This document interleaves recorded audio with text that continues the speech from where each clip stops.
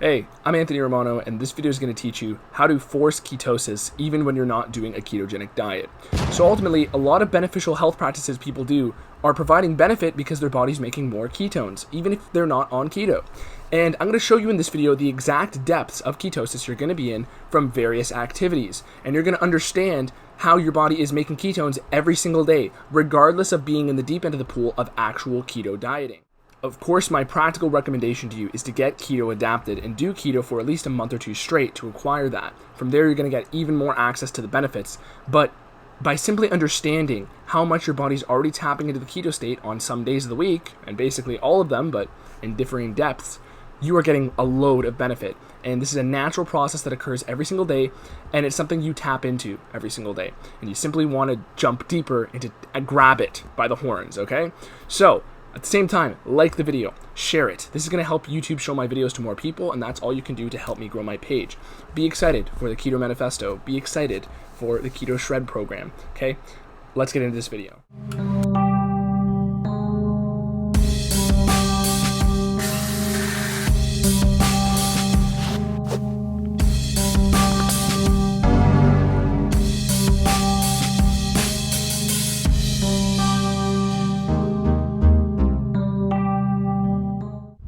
Okay, so the foundational knowledge you need to understand this video is that keto simply means no carbs. It does not mean low protein and only fats. That's just the therapeutic way to implement keto, okay? It means no carbs, which equals no sugar, because your body's going to turn carbs into sugar in your body. So, from there you understand how to do a basic ketogenic diet, right? Cut out sugar, cut out carbs altogether, and you are in ketosis, okay? How you implement it exactly is going to vary on how you feel, because obviously on any diet, the food choices you make are important and they'll influence how you feel. But that is the starting premise for entering ketogenic diets. Now, how do you enter ketosis or start producing more ketones and force ketosis through other activities? Well, I'll explain them in a moment, but I'm going to throw up this little infographic from Jeff Volek from his seminar at the Institute for Human and Machine Cognition. And this is a great seminar that you can watch on YouTube, but it's great. I can't even find it. Volek's book, Stephen Finney's book, a lot of these guys who are just top dogs in the keto science sphere, and really good resources for people like you and myself. But studying these guys works for a long time, and this is a great, gold nugget I found of this actual graph that demonstrates what activities are going to lead to ketosis in certain ways. But I'm also going to throw into you my other tips and pieces of knowledge that I picked up over the years of, a decade of keto dieting. This chart is going to show you the different depths of ketosis you'll be in from various activities and lifestyles. And starting point here is that nutritional ketosis, so keto diets, put you in the pool of ketosis at 0.5 millimoles of ketones in your blood per deciliter of blood. So this is the range where we start to say somebody's in nutritional ketosis at 0.5. Okay, so granted, nutritional ketosis is just the term we use to define it, where somebody is adequately running their body on ketones. Okay, it's at a point where it's sufficient enough to say this person is in ketosis. Because realistically, even if you're a little bit below that, you're still using ketones to run certain processes in your body and do work in your body. So let's get into the other sections of this chart. So we have moderate carbohydrate diet, the fed state. This is where you're going to be at 0.1 or less than 0.1 millimoles of ketones in your blood. So not that much, but slight, right? Depending on how much you're eating. Moderate, in this case, could be around, rough estimate, 200 to 300 grams of carb a day. Maybe a little bit more, depending on how much you exercise, but we'll get into that in a second. So, moderate carb diet in the fasted state, you are getting between 0.1 and 0.3 millimoles of ketones. So you're already pretty damn close to ketosis, which is at 0.5. Okay, intermittent fasting people. This is another great reason for the benefits, or why you start to feel that you're less hungry. Granted, it's not the entirety of it, but it's basically, you're starting to get a lot of the benefit, and the benefit you will receive from intermittent fasting while having carbs in place can only be amplified by going deeper into the pool. Now granted, remember, you don't always have to go to the deep end of the pool. People will tell you, oh yeah, you need more ketones. You don't necessarily need more ketones. Granted, if you're fasting, right, which is at 5 to 7 millimoles of ketones in your blood, that is, of course, a very therapeutic range for healing, for autophagy, which is cellular cleansing, but you do not need more ketones. More ketones in the context of somebody not fasting, in the context of somebody eating food, simply means that most of those ketones are coming from your food after being broken down, and it will provide mental benefit. You'll feel pretty good, but you don't need more ketones for weight loss. That's a myth. You just want to be in the pool. For a lot of the benefits of keto, You simply want to be in the pool, okay? And you don't need to be in the deep end. You don't need to be scuba diving at the fasting territory of 5 to 7, but there are various reasons and, legitimate reasons to enter that deep end of the pool every so often, every part of the year. Do a fast or something to help detoxify and cleanse your body. Now, very low carbohydrate diet. This is the terminology that Volek and Finney use to describe keto, basically. So, keto dieting, they generally refer to it as under 50 grams a day. And although that is basically the point where you can still eat under 50 grams a day of carb, I always tell people to just simply focus on removing carb and, removing the wrong kinds of carb, okay? Even though that quantitative metric of 50 grams a day is a great reference tool, you'll never hear me talk about it that much on my page because as far as practicality goes, it's easier for people to understand, hey, if they understand, I can eat 50 grams a day, they'll eat, the carbs that are the most, addictive, right? So they'll eat a little bite of a Snickers bar or a bit of oats, or they won't understand that they shouldn't have fruit when they're trying to adapt because that's going to fill up their liver glycogen, which is the exact thing that instigates ketosis. So don't look at it as under 50 grams a day. Volek and Finney kind of have to refer to it as this because that's kind of what they use in their studies, right? And the other material they're referencing. But as far as you should know, again, cut out carbs. It doesn't mean under 50 grams a day. Of course, you can get by with that once you've been adapted. But for people who are new here or people who are telling this to your friend who is new or something like that, don't tell them the 50 gram mark as a practical recommendation. This was a seminar being presented to medical professionals and, people of that sphere, So, anyways, that's nutritional ketosis, and that is 0.5 to 3.0 millimoles of ketones. From there, we have very low carb diet, so keto diet, with exercise, post-exercise. You jump up from 1.0 to 5.0. Definitely in the higher ranges of ketosis because your body has more demand to start making more ketones and using them for various functions. Then we have ketoacidosis, which is, only occurring in type 1 diabetics. So you don't have to worry about that unless you're a type 1 diabetic. But that is basically where your body can't basically produce insulin and you get too acidic basically from all massive amounts of ketones. And that's at 10 to 20. And as you've seen, even fasting for weeks, it's generally only going to put you at most at 7. So you don't have to worry about this unless you're a type 1 diabetic. But that is kind of the starting point. And I'm going to break some of these down. But the inferences we can make here are that, number one, even on a moderate carbohydrate diet, and even in the fasted state, even on a moderate carbohydrate diet post-workout, okay, you are getting somewhere close to the 0.5 range of ketone production. Why is this? As I've said in other videos, especially the Keto Manifesto, which is dropping very soon, and you got to watch it because it's amazing, life-changing keto video, the best one out there. I'm trying to make it on YouTube.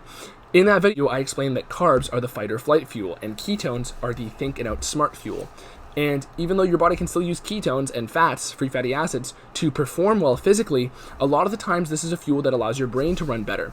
And they can sub in for activities in the body that glucose could have been used for and basically take some of the oxidative stress off of the cells because basically carb production creates more cellular waste. It creates more reactive oxygen species and buildup of pyruvic acid. So the thing is, it would have provided your ancestors with, a think and outsmart fuel. Because if you run out of the, quick burst luxury NOS fuel, like if your body was a car, then basically your only other option is you have to outsmart, right? If a bear is chasing you, you can't outrun them anymore. At this point, you have to outthink them, okay? So it's a natural and evolutionary process that makes a lot of sense. So that is sort of the thrust and the narrative behind that. At least an evolutionary narrative that I'm presenting to you. But when we're looking at the other ways that people access ketosis, even on a carb diet, that aren't explained on this chart, I'll get into those in a moment. But let's start off with the exercise scenario here. If you burn out your glucose, if you are on a carb diet and you use up your glucose, you will start to make more ketones. Your body's not going to only just start making the ketones once you're completely out of carbs. It's going to start doing it in anticipation. Your body's a survival and adaptive machine. And if it did not start anticipating, you would not be able to survive, right? It would be too late before the bear got to you that chased you in nature, okay? And before you could outsmart it. So that is, again, more of the evolutionary narrative of ketone production. But ketogenesis is the process in the liver that produces ketones. And when you're asleep, your body's in its lowest blood glucose state, its lowest insulin state. This is, again, where you have the most healing and repair going on. This is the most anabolic state for those of you bodybuilders watching this video. And why is it that even in the most stable and low insulin state of your day, you are producing the biggest reparative operation? right? Mentally and physically. There's a lot of reasons for this, but it comes from, again, ketones and creating a more stable fuel environment while you're asleep. So the lymphatic system in your brain is a sort of central nervous system repair. And when we're talking about running the lymphatic system properly, your body's never going to do that in the presence of a jacked up insulin or blood sugar spike, because your body needs a stable fuel to perform that function properly. So that's, again, where more ketones are going to be recruited so you can minimize the reliance on blood sugar. Okay, you understand that sort of? It's that you don't want this volatility, and even if you're on a carb diet, when you start to go to sleep, eventually your body's going to try to recruit more ketones and free fatty acids, basically, to help assist in the functioning of this repair. And that's simply even just the brain side of it, okay? But again, this occurs at the most stable insulin and sugar part of your day, and there is going to be more ketone production there. On the same note, athletes that are burning out their glucose even more intensely, this is where they're certainly tapping into ketosis. And a great example, a little teaser for the Keto Manifesto that I'm going to talk about, is the best athletes, as I have always said, have the best ability to perform in a low blood glucose environment. And again, they're training their body to get a mix of both fuels. So example, think of Kobe Bryant. This is an example I explained in the Keto Manifesto upcoming. Kobe Bryant used to start off every single day shooting 1,000 shots in practice. He would do it multiple times a day. He would do it more training sessions than everybody else. He literally talks about having 3 or 4 training sessions a day, double, then triple even what other athletes in the league would do.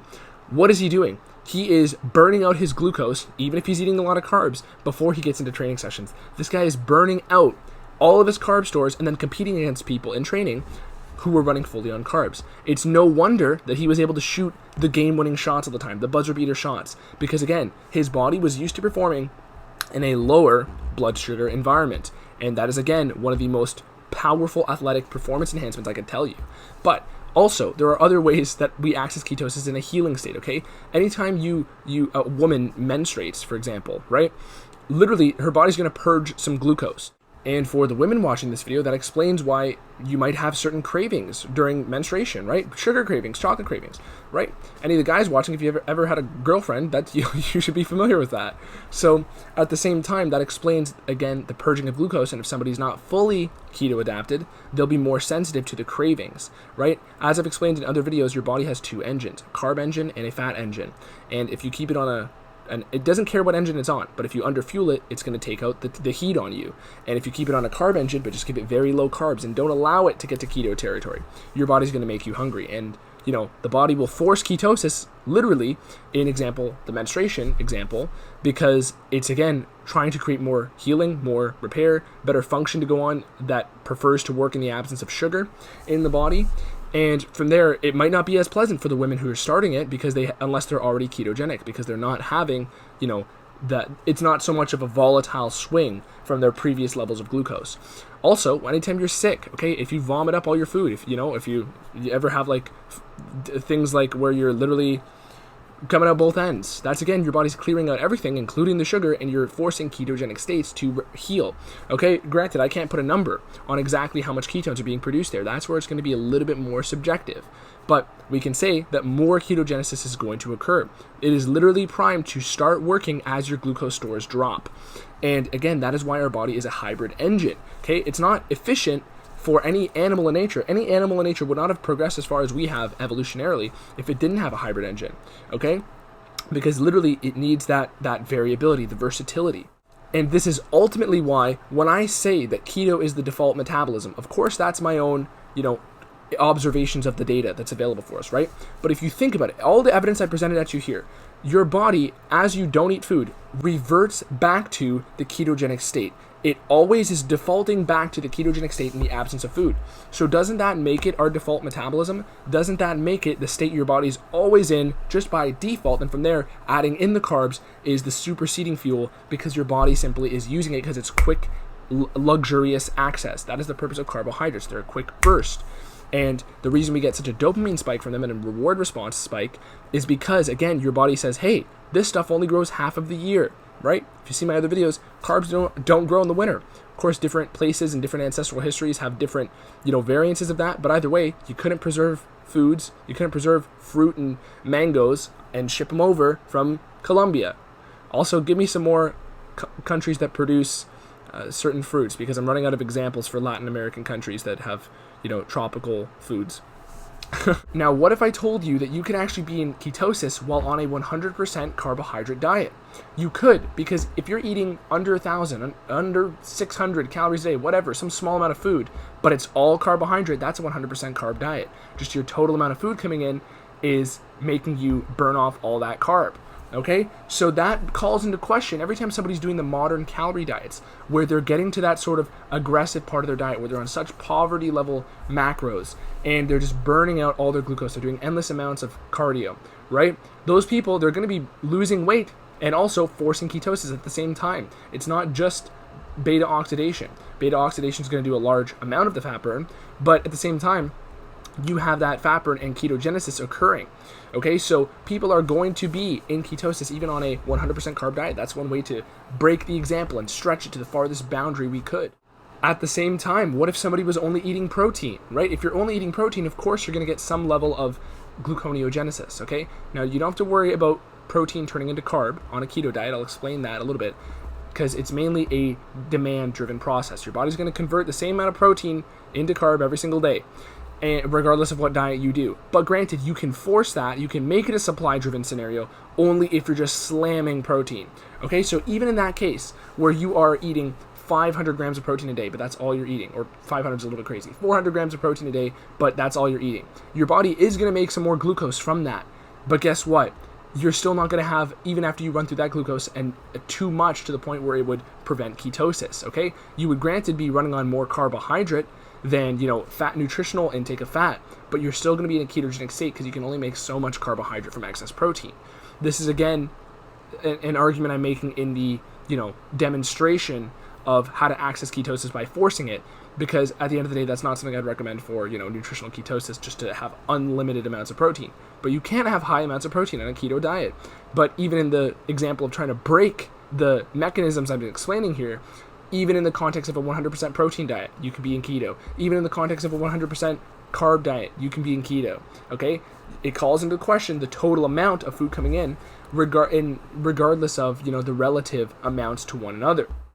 And of course, the other strategies people use about the absence of food altogether, like prolonged fasting, but also things like 1 meal a day, 2 meals a day, large fasting windows. Those things are also going to create more ketogenesis occurring.